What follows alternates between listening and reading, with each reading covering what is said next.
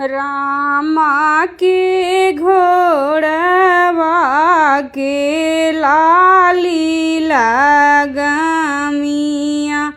लक्ष्मण करई सिंगार आवा चली मोरे भैया वहीं बन देसवा जहाँ बसई भाभी तोहार एक बन गईले दूसरे बन गईले तीसरे में रुख बिरुख वहीं रे वृंदावन दुई रे बलकवा जैसे गुलाबे के पेड़ झारिनी पोछी राम जंघब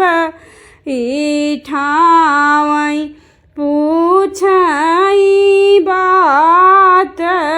अर्थ के कर हया तू उलरू से दुलरू के कर लागा भतीज के कर पुतवा कहौ मोरे बेटा मैया कामनी रानी होय राजा दशरथ जी के उलरू से दुलरू लक्ष्मण के लागी भतीज बपवा पपियवा के नमवौ न जानी मैया सीतल रानी कोख चल चली मोरे भैया वहीं बन देसवा जहाँ बसई भौजी तोहार एक बन गईले दूसरे बन गईले तीसरे में सीतारानिवास भीतर लिपि सीता